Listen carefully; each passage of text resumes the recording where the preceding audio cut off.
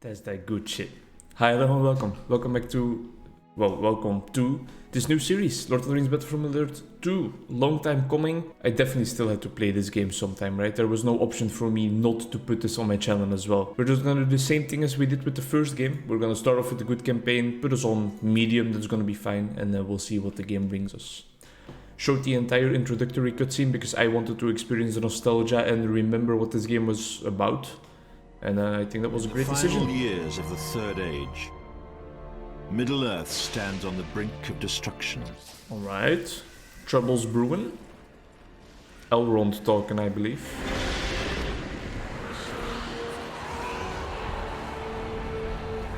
The Free Peoples are under threat from Sauron, the Lord of the Rings, who prepares his vast armies for war. Goblins coming out of the caves and the mountains. A lot of orcs as well still. See some mountain trolls up there.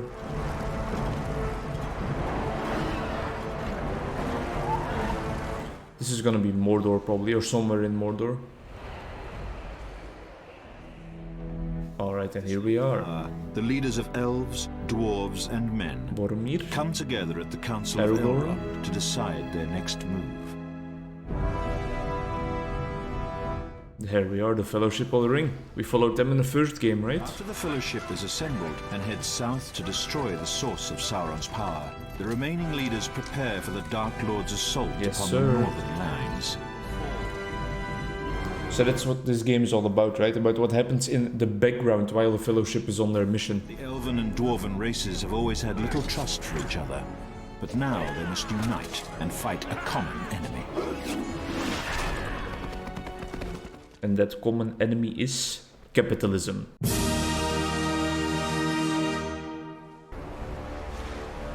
It's a dragon. It's not capitalism. It's not Smaug. No, it's another dragon. Because it's not from The Hobbit. Because I believe these events... Well, no, it's not like I believe. I know these events take place only after The Hobbit has finished. So it can be Smaug. It's another dragon. And this one is in control of Sauron. Smaug was more like on his own, a bit of a lone wolf, or a lone dragon if you will. Here we are. Same old formula of the nice artwork at the start of the level. There's a hidden refuge and stronghold for the elves. And that artwork is gonna turn into the cutscene again, probably.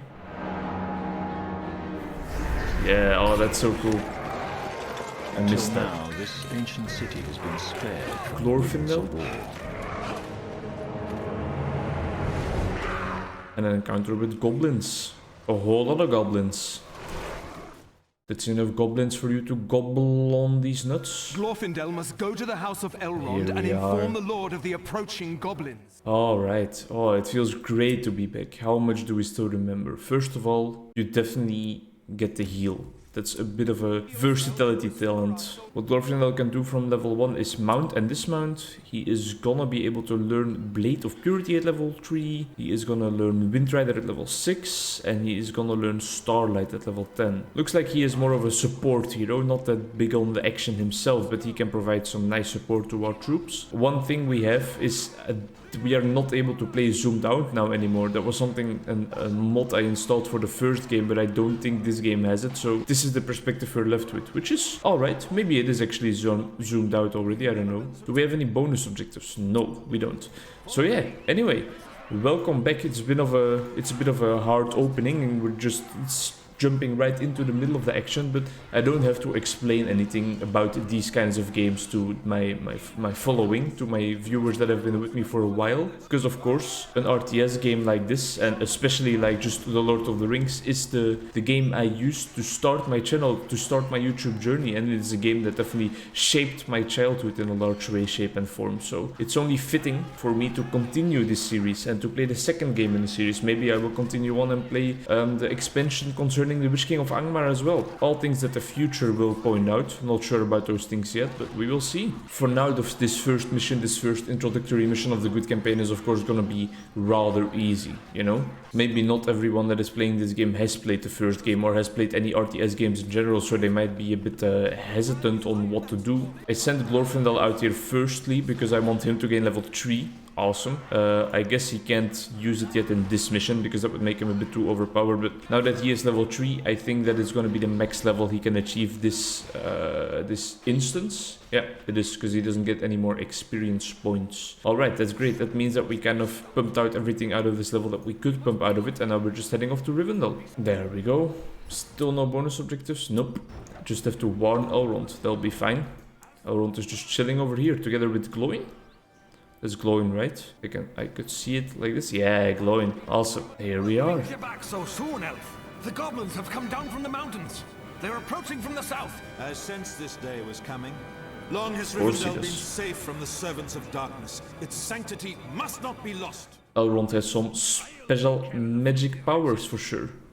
And now we have glowing, and they want us to train more warriors. I'm gonna make sure that they come out over here by using my right click, and then I will just train 2 troops of warrior, maybe 3. Do we have any other buildings to train any warriors, or do I have to do it with just 1? No, there's another one right here, so we can use 2 buildings at once to speed up the productivity. There we go. Bonus objective, glowing must reach level 2. A big point to be made, by the way. You probably already noticed if you watched the first game, but look at all these buildings being spread out. In the first game, you had some levels where this was possible, like in Helm's Deep, for example. I still remember it was possible. You can, I'm getting mindful of it a bit, because I hear those war drums. You could just place your buildings on certain cut-out spaces that were predetermined for you. But right now, here, in the second game, you can build wherever you want. And you can use builders to build your buildings, actually. Alright, glowing level 2. Can he reach level 3? Yes, he can. In that case, I want to send my troops out of here for a second still and just get glowing to level 3 as fast as possible. As I said, we're trying to pump out the most out of everything. Let's get heroes gain passive power, because I think I desperately need my heroes to be stronger. No, just stay out of the fight for a little longer. I want Glowing to get level 3 first. I'll keep his health in mind. I don't know if Elrond is going to be able to level up over 4 already. I don't think so, and either way I don't think we're gonna have to use Elrond all that much throughout the story. Either way now though, Glowing is level 3, you can see that he doesn't gain any more experience points, so that's fine. Elrond is over here, so we can use his healing spell to heal Glowing up a bit. That was a healing spell, right? Yeah, doesn't seem like it did that much, but that's all fine. Cool that I can build archers, but I can't because my command points are full. I hope that's not a bonus objective. It is not. Great. And you see here, these are the resources buildings. We used to... Oh, I think we want to get rid of these guys as quickly as possible. We used to be able to only put the resource buildings in pre-designed spaces for them, and it didn't matter where you put them, they just always provided the same amount of resources. But now in this game, now that you have the option to place them wherever you want, there's actually a difference. It makes a difference where you place them. You have to place them kind of far apart. If you place them at a certain right amount of distance, they produce 100% of their possible resources that you could gain from them. If you place them too close together, they don't produce the maximum amount of resources they could.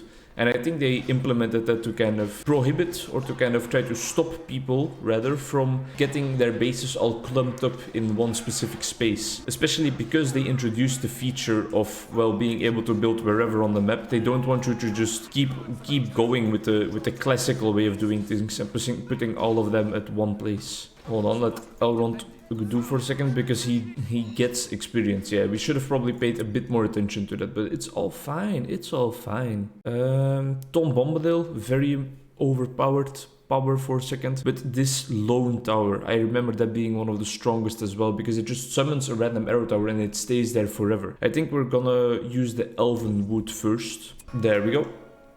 Might be the mission, and that will be a nice introduction to our good campaign start. Alright, Arwen is here as well. Let's get Arwen and Elrond in front, because they can still gain experience probably. Oh, we're gonna need to go across the river. Is that right? Yes, sir. So what we're gonna do now is use these two heroes that can still gain experience. We're gonna use them to clear out some of the enemies first, so that we can, as I have said plenty of times already, pump out the most that we can out of this mission, and we will just gain as much experience as we can on every hero that is still able to gain experience points. Arwen is definitely somebody that comes back later. She is the daughter of Elrond. She is the lover of Aragorn, if you will. She is definitely gonna come back in some later missions, I think. So getting her up to the level is important, more important than Elrond actually. But I think we will have enough opposing forces on the other side of this river right here to kind of get both of them up to their maximum level. Doing a lot of talking right now. I missed this. Oh, eagles? I don't really want to use eagles right now. I missed this long let's play format. It's how I used to produce all my videos. There are eagles. Eagles are there, but I don't want the eagles to help out right now. Can I control them? Yes, I can. Awesome. As I said, these guys need to get the most action first. What was I talking about? Yeah, these long let's play formats, right? Where I can just ramble on and there's nothing there to stop me. I don't have a predetermined subject. I can just talk about whatever I find interesting in the moment. And oh man, I've really missed it. It's how I started this journey. It's how I plan to continue this journey, but with the addition then of the other type of content I have started making, which is the more educational and well, more sincere commentary, if you will, videos that I produce as well, where I explain some concepts or where I tell you whether you should read a book or not. Also very interesting videos in my opinion that I really like to make, but it's fun to have some alternating videos in there as well. And coming back to gameplay, which is kind of my roots and why I really wanted to start a YouTube journey, that's of course amazing for me. I do notice that my cam is placed adequately. Yeah, it's placed amazingly right there actually, and I didn't even pay any attention to it at all, so that is great. That shows that I am a professional YouTuber without even trying. Look at that, Arwen can go up to level 4. Does that mean that Gloin and Glorfindel can go up to level 4 as well already? Let's check it out for a second. We're gonna need some help over here as well anyway, so... Elrond is still gaining experience as well, right? So he can still go to level 5, I believe. We're doing great. They are not getting that much. They are not getting any damage, actually. It's probably... No, they just gain damage. It's not that they gain extra armor. So I guess the heroes are just quite tanky in this game. There's a lot to rediscover, of course. And it's a lot of fun. I really look forward to it. I'm just gonna have him smack an orc. Does he gain experience? He does not, right? Alright, get back out of here. We don't need your kind here. Just the two of them is fine. Just the two of us. Are you guys looking forward to the gameplay videos again as well? I am just like enthusiastic to the brim. It provides me energy to know that I can still provide this type of content as well, that I can still do what I want on this channel. I'm not bound by anything yet. All the different types of content that I want to create are still within my grasp. This is also something I talked about in my update video, in which the audio quality was amazing, if you didn't notice, by the way. I was walking around. I don't think that's going to be possible for a lot of my gameplay content, but who knows, maybe in the future something like Hearthstone I can walk around a little bit. But either way, during one of the segments where I was just providing some commentary commentary. I think I must have turned around my microphone or something, because the audio quality that was already a bit poor because of the echo in the room, which you will probably hear now as well. The audio quality just turned to complete shit. Like, it was almost unusable, but I was like, yeah, you know, I just want to put something out. I don't want to have my perfectionism impede me from putting out content, so I'm just gonna enjoy the results, even though they are not completely as I would like them to be. Nice sip of water for now. And yeah, I'm just excited to be here in general. I'm also still laden with excitement from yesterday, because I had an insane day, like really the most amazing day. My good friend Krogrin, who has made some appearances on this channel, especially in the GTA Online All Mission series. I did that together with my buddy Krogrin. He, for his birthday, got an insane present, like a really cool present. His mom gifted it to him, and he was allowed to drive an actual race car on one of the circuits here in Belgium, one of the most famous ones, the circuit of Heus de Zolder, which is like an internationally known circuit. A racing track is what I'm trying to get at. It was used for Formula 1 driving back in the 90s, or even a bit earlier than the 90s already, but now it's just like a general racing track for all kinds of cars, and people were also able to bring their own car if they wanted to, and that was very interesting as well. So they just drove around with the car they use every single day and drove around in a circuit on a racetrack. My buddy Krogrin, he was able to rent a car back there. It was like a Toyota GT, something like that. And as you can hear by the way I'm explaining this, I am not a car enthusiast at all. I don't really know anything about cars or anything of the sort, and I'm usually not interested in that topic. But seeing my buddy Krogrin, who is generally my best friend, seeing him enjoy it so much really made my day, you know. It really just made me happy to see him sparkle, to see the sparkles in his eyes. He was just so entertained with what he was able to do, and I think it was an amazing present. His mom really did an amazing job, and I was just really glad I could be a part of it. At the start he was really scared, he told us. In the first 2 laps he was really like worried about whether he was gonna do everything correctly, whether he was not gonna spin out or anything like that, but he did an amazing job. You could really see the improvement throughout the day, from still trying to learn where the optimal racing line was and trying to learn how to use his brakes and where exactly, to in the end really being able to kind of go for it on some occasions and just press that gas on the locations where it was warranted. And it was just amazing to see him progress. Make sure that Arwen doesn't die. I'm gonna let her heal up for a second. This is not the most enticing content, I know, but I want to set up nicely so that I complete the following missions in a nice manner as well, and that everything goes fine. So I'm just gonna take some time to set this up for now. There we are, level 5. She's not gonna be able to go to 6, right? No, definitely not.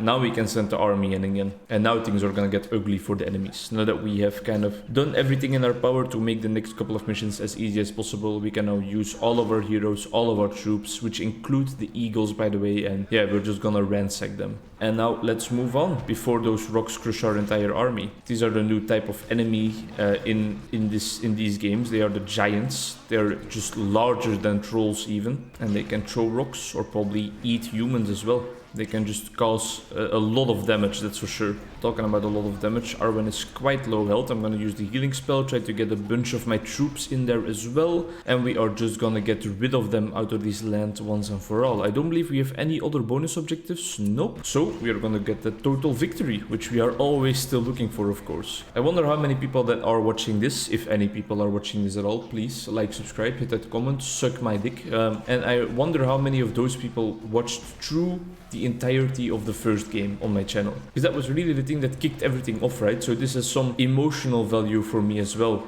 playing this game again. I believe this is gonna be the last building for us, and then the mission will be over. Awesome. I forgot about that part. Oh, Jesus. Alright, well, fuck me, I guess. Hint, used eagles to slay the worm. Yeah, I'm working on it. I'm working on it. Where is Glowing, actually? Oh, he was just chilling in the back. Let's have him smack the worm a bit. Smack. And there we go. Yeah. And now we can see that beautiful, beautiful victory screen, of course. Heroes of Middle Earth are victorious. That's the stuff. That is the stuff right there. Ending cutscene as well. Siege from the goblins of the Misty Mountains. Rivendell is no longer safe for the elves. As time is now running out, Elrond forms a plan to unite the elves and dwarves of the north against Sauron's advancing armies. Alright, great plan, Elrond. His most powerful warrior, Glorfindel, will join forces with the dwarf leader Glóin to make war on the goblins and forge this alliance. Glóin is Gimli's father, if I'm not mistaken, but I might definitely be mistaken. There we are, right? Oh, the familiar screen, the background music, it's all coming back. It's all coming back right now. Let's skip it for a second. All I want to see is that total victory. Where is it? Where is it? It doesn't... Look at this dude. It doesn't say total victory anymore in this game, I forgot. And you also are not able to name your troops, maybe. That's lame. Either way, next mission, High Pass. As you can see, we're gonna encounter some goblins in a snowy environment. I'm looking forward to it. I hope you're looking forward to it as well. Welcome back to the gaming content on my channel. Welcome back to this new series. And welcome back to the rest of my journey. Hope to see you on the entire track of that journey. Either way, each episode is gonna be a blast for me personally, and I'm looking forward to every single second of it. Bye bye, thanks for watching.